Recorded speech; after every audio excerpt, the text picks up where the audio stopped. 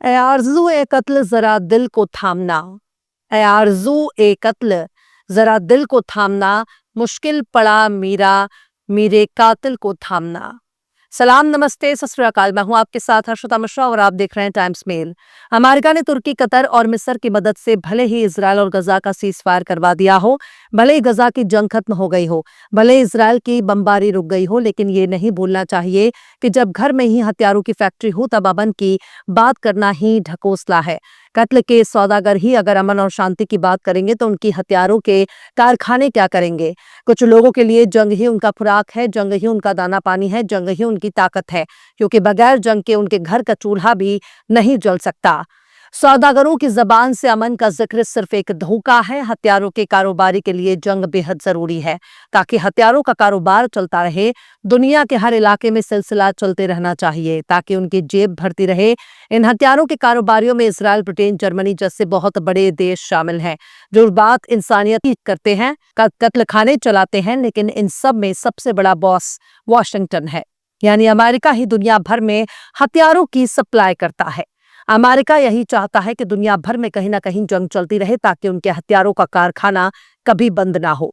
जिस इलाके में जितना ज्यादा जंग होगा उतना ही उसके हथियारों का कारोबार फलता फूलता रहेगा, मुनाफा कमाता रहेगा। अमेरिका हर जगह जंग चाहता है और अपने मतलब के मुताबिक खुद को बहुत बड़ा शांति दूत भी साबित करता है। पर सवाल तो यही है कि कातिल को बहुत बड़ा शांति दूत कैसे मान लिया जाए? और गजा में अगर जंग खत्म हो गई है तो लेबनान में क्यों हो रहा है? लेबनान में इजराइल क्यों हमला कर रहा है जबकि वहां लेबनान और इजराइल के बीच सीज फायर लागू है? हिजबुल्ला हमले कर नहीं रहा तो फिर लेबनान में किसके साथ जंग लड़ रहा है? लेबनान की हालत को देखकर गजा के लोगों को खुश नहीं रहना चाहिए, बहुत ज्यादा खुश होने की जरूरत नहीं है। डोनाल्ड ट्रंप इजराइल की पार्लियामेंट में जाकर लंबे लंबे प्रवचन दे रहे हैं, अपनी तारीफों के पुल बांध रहे हैं और ये बता रहे हैं कैसे अमेरिका के हथियार हासिल करके इजराइल काफी मजबूत हो चुका है। इजराइल भी कह रहा है कि हमने हथियारों के दम पर अमन कायम किया है। डोनाल्ड ट्रंप ने काफी एड़ियां रगड़ रगड़ कर खुद के लिए नोबेल प्राइज की तमन्ना जाहिर की थी, लेकिन ये प्राइज कोई और मार ले गया। पर डोनाल्ड ट्रंप इजराइल की पार्लियामेंट में जाकर लंबे लंबे डींगे हाँक रहे हैं। आखिर कैसे गजा से लेकर सीरिया से लेकर लेबनान और पाकिस्तान से लेकर अफगानिस्तान तक शुरू हो गई जंग? आखिर कैसे पूरी दुनिया को बेवकूफ बना रहा डोनाल्ड ट्रंप? आखिर कैसे बंदूक बनाने वाले ही करने लगे कलम का प्रचार? आखिर कैसे खून बहाने वाले ही दे रहे हैं किताबों पर ज्ञान? आखिर कैसे लाखों लोगों का कातिल ही दे रहा है ईरान को शांति का ज्ञान? बताएंगे आपको और भी बहुत कुछ, लेकिन आप अगर हमारे चैनल पर नए हैं और पहली बार हमारी वीडियो को देख रहे हैं तो आप हमारे चैनल टाइम्स मेल को सब्सक्राइब कर लें, वीडियो को लाइक कर दें और बेल आइकन का नोटिफिकेशन बटन भी प्रेस कर दें ताकि बिना देरी हमारी हर खबर आपको मिलती रहे। लौटते हैं आप खबर की तरफ। इजराइल, अरब और तमाम के तमाम मुस्लिम मुल्कों के लिए अमेरिका की क्या अहमियत है ये बताने की जरूरत नहीं, क्योंकि अमेरिका के इशारे पर नाचने वाले लोगों को बहुत बड़ा ईमानदार और बहुत बड़ा दरिया दिल नहीं कहा जा सकता। गजा का सीज फायर करवाने के बाद डोनाल्ड ट्रंप ने बेंजामिन नेतन्याहू की शान में क्या खूब कसीदे पड़े हैं। डोनाल्ड ट्रंप ने इजरायली पार्लियामेंट को खिताब करते हुए जमकर अपनी पीठ थपथपाई। खुद को सुपर पावर कहने वाला अमेरिका कह रहा है इजराइल ने अमेरिका की मदद से जो भी चाहा उसे हासिल हुआ। पर यही तो दिक्कत है, ट्रंप बताना ही नहीं चाहते कि इजराइल उनका ही एक स्टेट है, लेकिन पूरी दुनिया इस बात को समझने लगी है कि अमेरिका के बगैर इस्राइल का कोई वजूद ही नहीं है। लेकिन इसके बाद जो कुछ भी ट्रंप ने कहा वो किसी को हजम नहीं हो रहा। ट्रंप ने कहा कि दुनिया को हथियार बनाने की जगह अब स्कूल, कॉलेज और दवाइयां बनाने पर पैसे खर्च करने चाहिए। यानी ट्रंप भूल गए हैं कि दुनिया में हथियारों का सबसे ज्यादा कारोबार करने वाला अमेरिका ही है। हथियारों पर सबसे ज्यादा खर्च करने वाला मुल्क भी अमेरिका ही है। लेकिन अमेरिका के मुंह से ये बात सुनकर बड़ी हैरानी हो रही है कि आखिर वो स्कूल और दवाओं की बात क्यों कर रहे हैं। अमेरिका न सिर्फ दुनिया का सबसे बड़ा हथियार बेचने वाला देश है, बल्कि सबसे बड़ा डिफेंस बजट भी उसी अमेरिका का है, जिसका मासूम राष्ट्रपति इजराइल के पार्लियामेंट में शांति, भाईचारा और अमन के पाठ पढ़ा रहा है। शायद उन्हें अगले साल शांति का नोबेल पुरस्कार मिल जाए।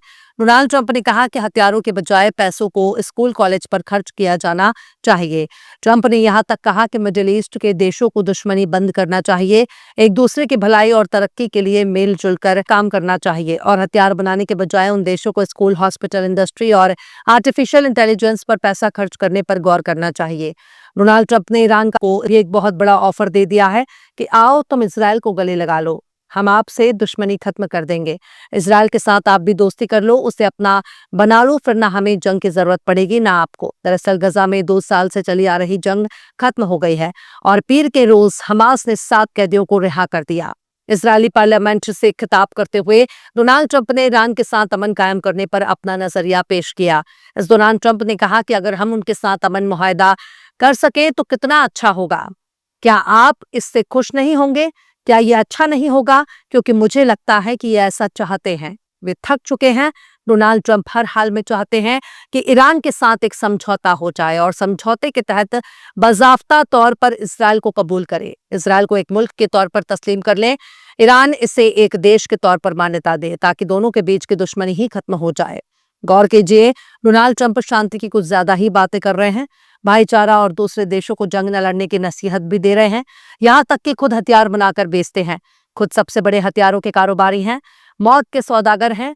इसके बावजूद दुनिया से कह रहे हैं कि हथियारों को छोड़ दो, कलम और किताब पकड़ लो, इश्क मोहब्बत की बातें लिखना शुरू कर दो। पर यहाँ सवाल तो यही उठता है कि जैसा मुंह वैसी बात। डोनाल्ड ट्रंप के कथनी और करनी में जमीन आसमान का फर्क है। अगर कोई यकीन करना भी चाहे तो क्यों करेगा? तमाम मुस्लिम देश आज नहीं तो कल इसराइल को गले लगा लेंगे, पर फिलिस्तीन के साथ कितना इंसाफ कर पाएंगे, जबकि पूरा का पूरा इसराइली फिलिस्तीन का इलाका है। गजा के बाद लेबनान में आग लगी हुई है। आग लगाने वाला भी इसराइल ही है। गजा और लेबनान की बात छोड़ दीजिए, आपको क्या लगता है अफगानिस्तान पर पाकिस्तान अगर हमले कर रहा है या अपने बचाव में अफगानिस्तान पाकिस्तान पर हमले कर रहा है, तो क्या ये सब कुछ अपने आप हो रहा है? पाकिस्तान और सऊदी अरब के बीच डिफेंस डील क्या हुआ, इन सब की पचकथा लिखने वाला वॉशिंगटन ही है। गौर से देखेंगे तो बातें धीरे धीरे समझ में आने लगेंगी। पाकिस्तान बगैर अमेरिका की मदद के एक चींटी भी नहीं मार सकता। उसने सऊदी अरब के साथ भी दोस्ती बनाई हुई है और अमेरिका की गोद में पहले ही बैठा हुआ है। शायद अफगानिस्तान का बगराम हासिल न कर पाने का खुन्नस अमेरिका निकाल रहा है। इसलिए एक देश से जंग खत्म होते ही दूसरे देश तक पहुंचने में देर नहीं लगी। ये सब इसलिए हो रहा है कि हथियारों का धंधा चलता रहे और अपनी आन बान शान भी बची रहे। बहरहाल चलते चलते आखिर में मोमिन खां मोमिन ने भी क्या खूब फरमाया है, तासिर ए बेकरारी ए नाकाम आफरी, तासिर ए बेकरारी ए नाकाम आफरी, है काम उनसे शौक ए शमाइल को थामना। फिलहाल इस खबर में बस इतना ही। इस पूरी खबर को शम्स तबरेज ने लिखा है, जिन्हें आप ट्विटर पर भी फॉलो कर सकते हैं। ट्विटर हैंडल है @शम्स तबरेज काजी।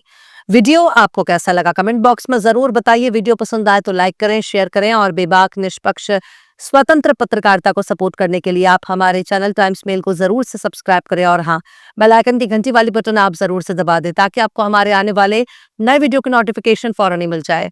फिर मिलता है किसी और वीडियो में एक नई खबर के साथ। हर्षिता मिश्रा को दीजिए इजाजत। जय हिंद। अगर अभी तक आपने हमारे चैनल टाइम्स मेल को सब्सक्राइब नहीं किया है तो जल्दी से सब्सक्राइब कर दें और बेल आइकन भी प्रेस कर दें।